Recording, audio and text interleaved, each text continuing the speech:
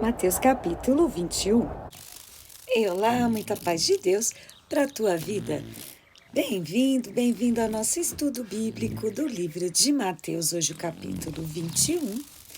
E eu quero pedir gentilmente para você que você leia todo este capítulo, versículo por versículo. Depois volta no vídeo do estudo bíblico e confere nossas impressões e pensamentos. E aqui no capítulo 21 de Mateus, Senhor se aproximando de Jerusalém. Jerusalém, uma cidade importantíssima, né? Estará também no futuro como estado do reino dos céus, representado em Nova Jerusalém, a cidade santa. E agora, essa cidade de Jerusalém seria o palco daquilo que nós chamamos a última semana do Senhor Jesus em carne, na terra, que é a paixão de Cristo, paixão no sentido de dor intensa, extrema dor e extremo sofrimento. E o Senhor Jesus ali, ele indica aonde os seus discípulos iriam achar a jumentinho animal que ele ia usar para entrar em Jerusalém. O Monte das Oliveiras, ali onde eles estavam, também no sentido profético, profetizado pelos profetas, vai ser o local onde Jesus, na sua segunda vinda, irá ficar sob seus pés.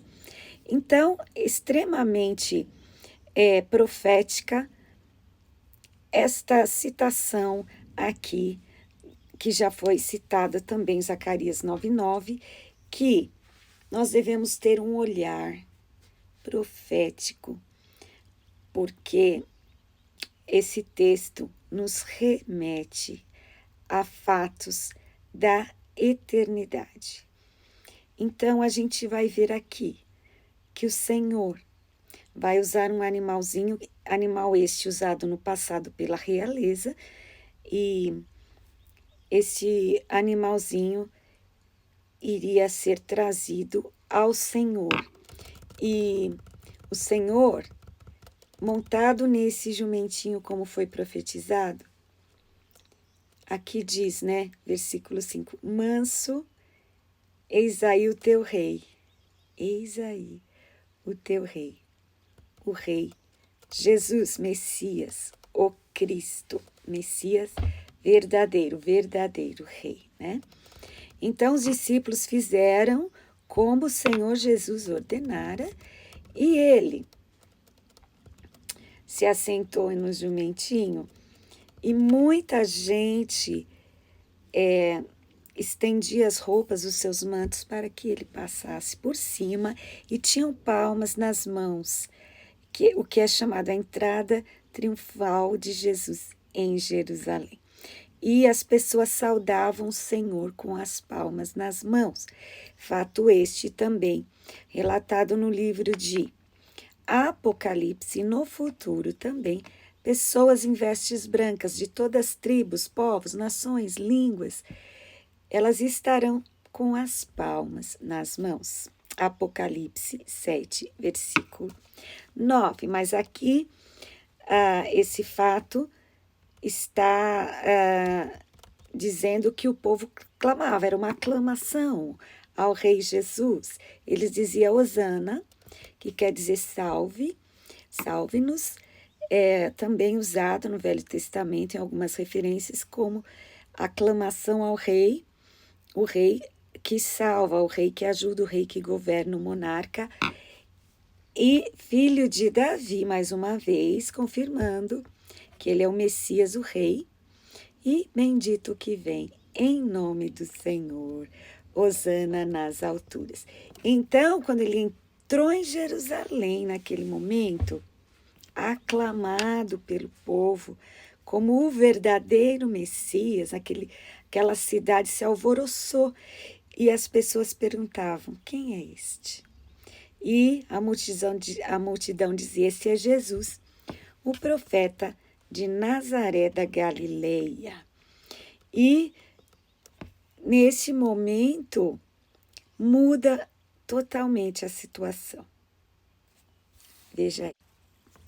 Jesus entra no templo e ele vê algo que extremamente desagradou a ele. Pessoas fazendo da casa de Deus, que ele falou, minha casa será chamada casa de oração, mais uma vez citando o Velho Testamento, a Escritura, e ele fica muito bravo e vira as mesas e expulsa tanto aqueles que estão comprando quanto aqueles que estão vendendo, fazendo comércio da casa de Deus. Ele diz, da casa do meu Pai. Então, você vê aí Jesus usando a sua autoridade para colocar ordem na casa. Jesus, quando ele chega, as coisas não podem ficar do mesmo jeito. Alguns entendem que esses comerciantes usavam o espaço que era dos gentios, onde os gentios iriam ficar, a área do templo que impedia os gentios de chegarem até a área do sacrifício para fazer a sua oração, seu sacrifício, ter um relacionamento com o Deus de Israel.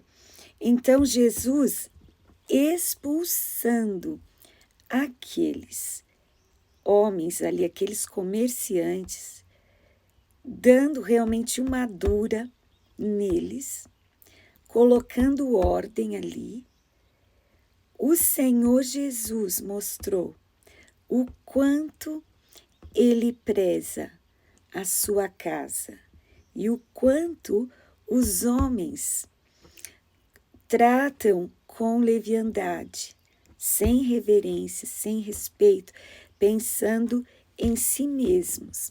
Então, hoje, nós temos que atentar para essas coisas. A casa de Deus, a igreja, não é local para comércio, para se ganhar dinheiro, para lucro, para interesse próprio. Aqueles que servem na casa de Deus não devem trabalhar para si mesmos, mas sim ter o reino de Deus em primeiro lugar. Então, o Senhor Jesus ali estava mostrando quem é que tem autoridade, a casa de quem que era aquela casa, que estava ali também demonstrando a glória da segunda casa, onde o Senhor Jesus estava pessoalmente trazendo àquele lugar a sua glória, a glória do Senhor Jesus ali, naquela casa. Os judeus, quando lembravam do templo de Salomão, que eles chamavam a primeira casa de Deus, eles comparavam, mas o Senhor Jesus usou o profeta Ageu para dizer que a glória da segunda casa, que era este novo templo, sendo que o primeiro foi destruído, esse novo templo, ele teria a glória, a presença do Filho de Deus. Então, sendo a glória ainda maior do que a glória do templo de Salomão. E o que importa na igreja é a presença de Deus, a presença do Filho de Deus. O Senhor Jesus fala nas cartas às igrejas do Apocalipse: eis que estou à porta e bato. Se alguém abrir a porta, eu entrarei, cearei com ele e ele comigo. Então, o Senhor Ele deseja um relacionamento com a sua igreja. Então, o espaço ali liberado do templo, os cegos, os coxos, os doentes, conseguiram ter acesso a Jesus. Isso mostra uma lição para nós. Quando a casa de oração está contaminada com outros interesses que não são o do reino de Deus, impede as pessoas de ter um verdadeiro relacionamento do Senhor e receber a cura e a salvação. Vamos atentar bem a isso, que o local de adoração seja realmente para adoração e oração. Quando o Senhor Jesus age, às vezes de forma enérgica, com correção, aplicando corretivo, faz mudanças, né? No pensamento e no que as pessoas estão acostumadas a fazer e que eles acham que está tudo bem, o que que tem. Não é assim. As coisas do reino de Deus são puras. Elas são indicativos de que há uma operação sobrenatural naquele lugar. E não é para que as pessoas façam o que elas bem entendem. Mas aproximaram-se de Jesus, presta atenção nisso, principais dos sacerdotes e escribas, vendo as maravilhas que Jesus fazia. Olha, eles eram testemunhas das coisas maravilhosas que o Senhor Jesus realizava.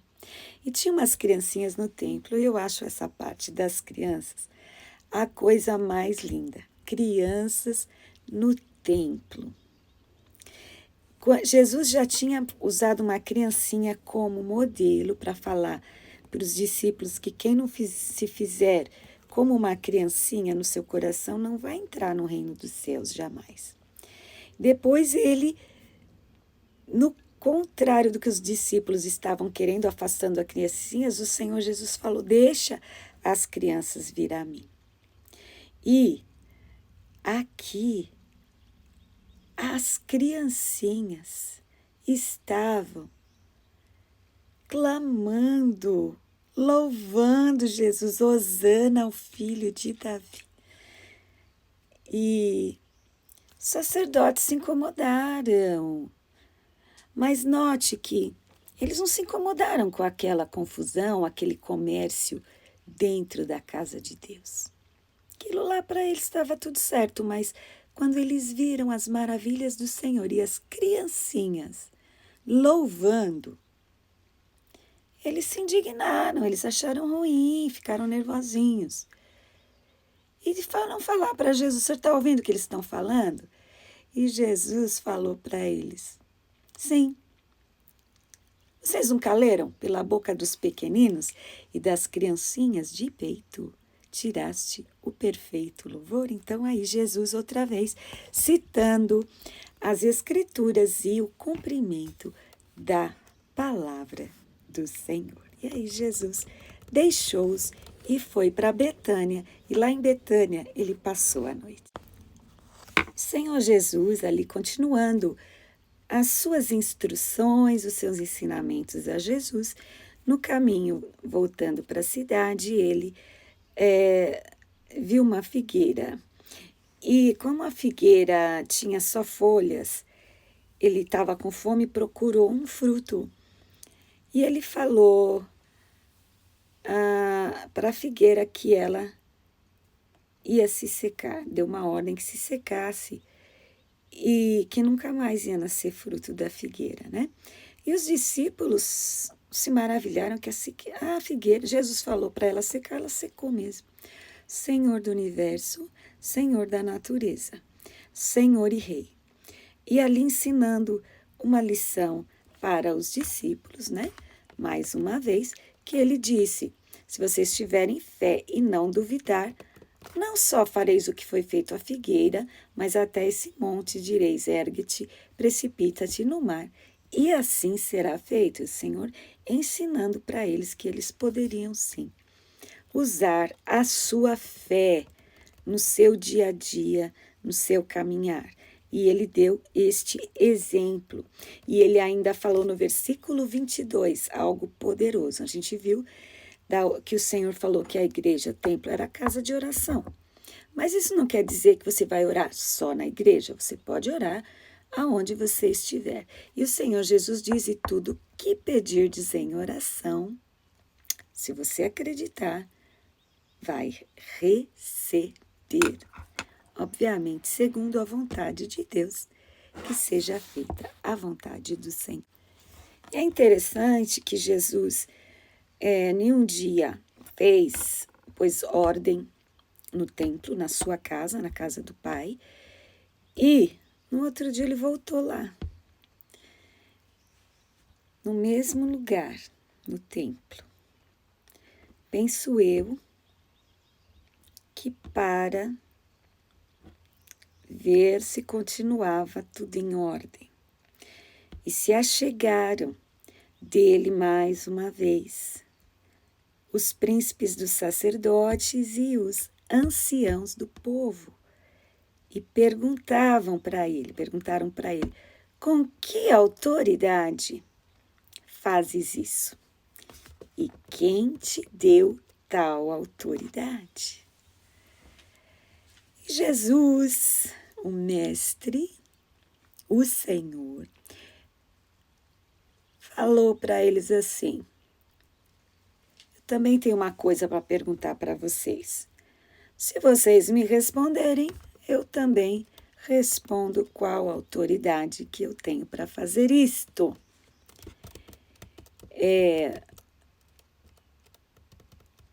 Ele perguntou assim: o batismo de João, de onde era? Do céu ou dos homens? E aí ele colocou aqueles homens numa enrascada, porque se eles disserem que é do céu, então ele vai falar: então por que vocês não creem? E se ele falar dos homens, eles tinham medo do povo, porque o povo considerava João Batista como profeta. E aí eles mentiram. Eles sabiam a verdade. Olha só, aqueles que lideravam o povo, que lideravam a igreja na época, né, humanamente falando, aqueles que davam as diretrizes ali naquele templo, mentindo para Jesus. Falaram: nós não sabemos. E diante do próprio Jesus, não reconhecendo que é o verdadeiro Messias. E eu fico pensando hoje em dia quantos templos, quantas religiões, quantas organizações religiosas ainda hoje tem líderes que fazem as coisas por conveniência, por lucro, por política, por vaidade, por poder, muitas vezes pelo dinheiro, mas não reconhecem o dono da casa, o verdadeiro Rei, o verdadeiro Senhor, que é o Senhor Jesus, né? Como a gente, mais uma vez eu vou citar a carta, aquela igreja do Apocalipse que Jesus falou: eis que estou à porta, ele está do lado de fora. Hoje em dia, o Senhor ainda está batendo a porta, querendo entrar na igreja, querendo fazer parte da nossa vida. Se alguém abrir a porta, tem esperança, mesmo nessas igrejas, aonde existe esse tipo de pessoas que estão longe de Deus. A boca deles fala de Deus, mas o coração está longe. Então você vê que Jesus fala para eles: vocês não leram na palavra? E eles sabiam muito bem, conheciam muito bem a palavra, mas não conhecia o Deus da palavra e o seu Filho. Eles não reconheciam a visitação. Visitação no sentido que uma autoridade vai estar no local aonde ele é o dono para uma obra, um propósito. E eles não estavam discernindo a visita do Senhor Jesus, o Filho de Deus, em carne ali, fazendo a obra que o Pai mandou ele fazer. Você vê que Jesus não fugiu do seu propósito. Ele foi abertamente, mesmo sabendo que esses sacerdotes que ficavam sempre ali, atormentando o momento, tumultuando ali o feito, a obra que o Senhor tinha que fazer, eles mesmos iriam ser aqueles que condenariam o Senhor Jesus, porque esses homens, esses sacerdotes eram, além deles serem reconhecidos como autoridades sacerdotais religiosas, eles também eram autoridades do Estado, sob a autoridade de Roma, eles poderiam julgar e condenar. Então, é o que eles fariam naquele momento ao Filho de Deus. Então, esses homens não se importavam, não davam o mínimo para os gentios que precisavam de uma cura, de uma oração, fazer um sacrifício, não estavam nem aí que estava tendo comércio no templo, fazendo a obra para si mesmos, e não tendo em vista, em primeiro lugar, buscar o reino de Deus. Jesus veio ali para mostrar, denunciar e colocar ordem na sua casa. Veja, quando Jesus, mais uma vez eu vou falar, quando Jesus entra, ele entra para pôr ordem. Então, a casa do Senhor é a nossa vida, o nosso corpo também é o templo do Espírito Santo. Então, quando o Senhor entra na nossa vida, as coisas que não convêm devem parar de acontecer. E nós temos que dar lugar às coisas do reino do Senhor, porque Ele diz que nós podemos usar do seu poder através da oração para que essa ordem seja estabelecida. A figueira, ela tinha aparência, tinha muitas folhas, o que dava a entender que tinha frutos, mas aquela aparência estava enganosa. Nós não podemos viver só de aparência. E tem aparência de crente, aparência que é uma boa pessoa, aparenta ser uma pessoa cheia do Espírito Santo que dá frutos para a glória de Deus. Mas quando Jesus vai procurar, não acha fruto nenhum. Isso é muito perigoso. Nós precisamos dar frutos e frutos que saltem para a vida eterna. O Senhor Jesus, mais uma vez, confirmando a profecia sobre ele, que ele falaria em parábolas, ele dá um exemplo de 2 filhos cujo pai, que amava muito, tinha dado uma missão, e um filho, falou, eu vou sim, pai. E o outro falou, não vou não, quero ir, não gosto, não quero, é muito ruim esse trabalho, eu não quero. Só que o que falou que ia, não foi. E o que falou que não ia, foi e obedeceu o pai. Então, o Senhor falou assim, qual dos 2 obedeceu? Ele falou o que foi o que, embora o primeiro que embora falou que não ia, ele foi e fez a vontade de Deus. Então, ele disse aqui uma coisa muito forte no capítulo 31, no versículo 31 do capítulo 21. Ele falou assim, olha, vou falar uma coisa para vocês.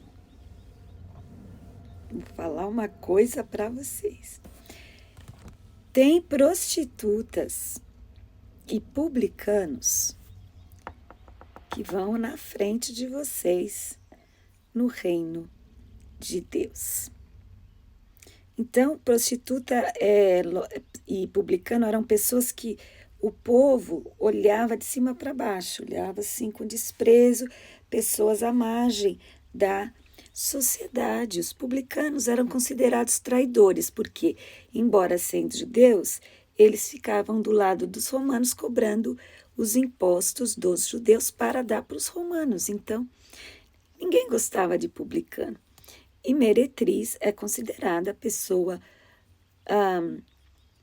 menor, inferior, por causa da vida promíscua, da vida imunda que levava.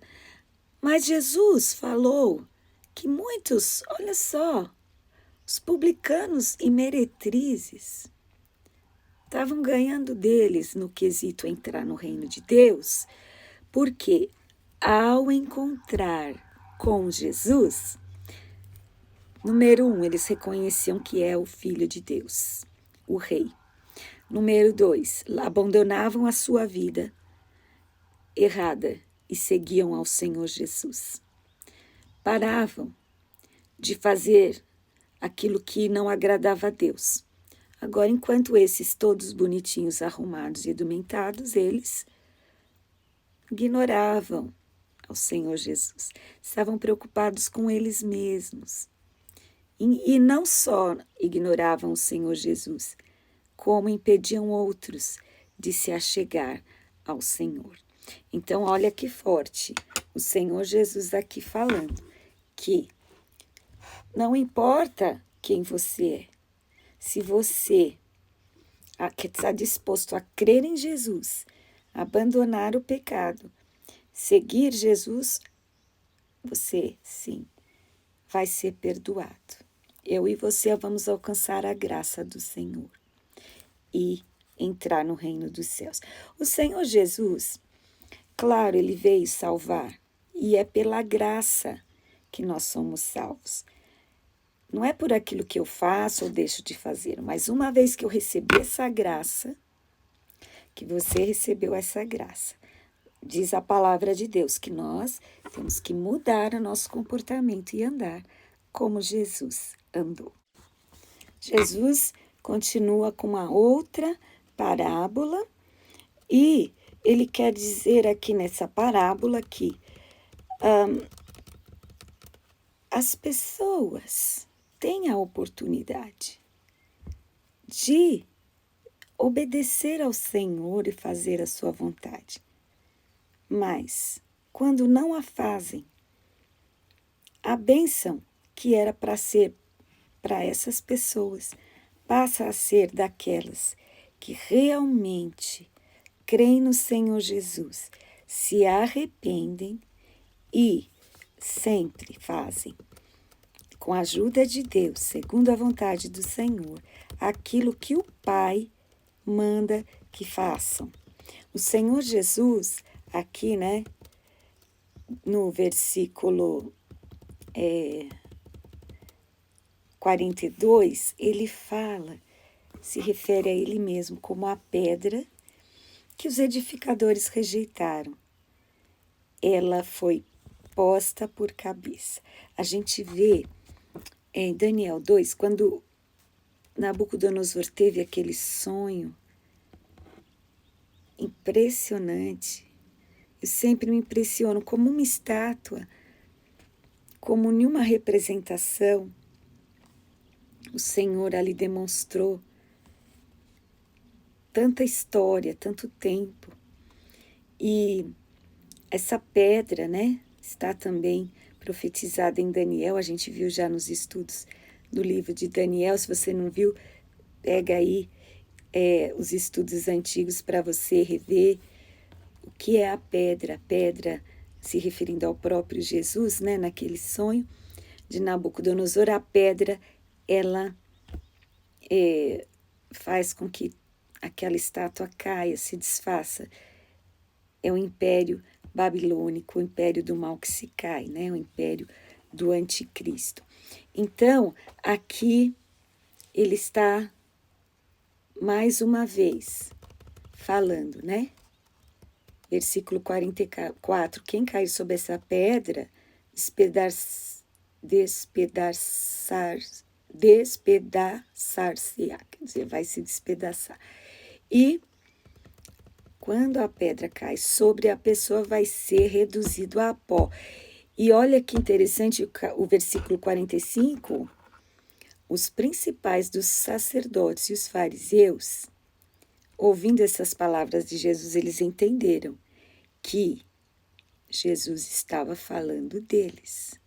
Jesus estava falando não de todos os sacerdotes, não de todo o povo judeu, mas daqueles que não creram no Senhor, não se arrependeram, né? E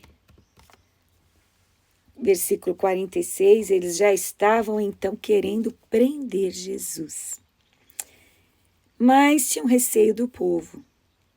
E outra vez, na nossa meditação, a gente vai ver que esses líderes religiosos, eles tinham medo do povo, se preocupavam com o que o povo ia falar, mas não estavam nem um pouco preocupados com o que Jesus achava deles. Jesus ali estava dizendo para eles que eles seriam reduzidos a pó, reduzidos a nada. E assim como todos aqueles que rejeitam a pedra principal, que é o Senhor Jesus, o fundamento, o poderoso Senhor. E ele está neste capítulo 21, dando todos esses ensinamentos, inclusive a estes que eram os líderes da igreja daquela época, dando a oportunidade para eles de se arrependerem, o que não aconteceu com esses que estavam ali, pelo menos alguns deles. Então, nós, quando lemos esta palavra, a gente precisa trazer para a nossa vida, nos arrepender e dar frutos bons, frutos que saltem para a vida eterna. Deus abençoe sua vida, medite nessas coisas. Sexta-feira que vem tem mais o capítulo 22 desses ensinamentos maravilhosos. Hoje começou neste capítulo a Semana da Paixão de Cristo. Sexta-feira que vem tem mais. Deus te abençoe. Pense nestas coisas. Muita paz.